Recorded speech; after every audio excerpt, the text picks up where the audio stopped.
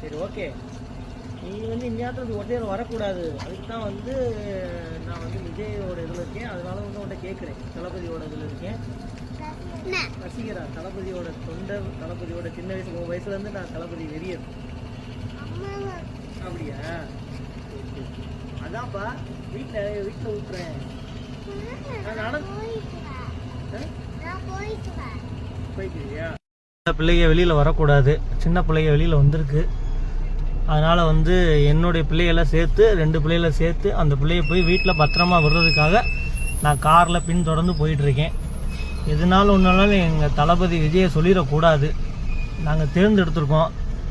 எல்லாத்துக்கும் போலீஸு எல்லா பக்கமும் வர முடியாது. அதனால் வந்து பின்தொடர்ந்து என் பிள்ளைய போயிட்டுருக்கு.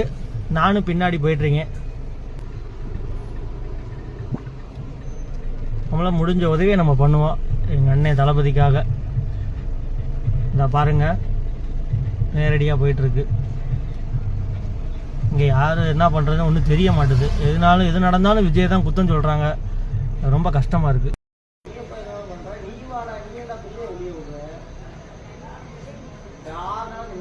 மணி என்ன இருட்டுக்குள்ளே போகிறது என்ன பழக்காது. சின்ன பிள்ளை என்ன யார் பார்க்கணும்? போட மாட்டோம். சரியா? பாப்பா பத்திரம் பார்த்துக்கணும்.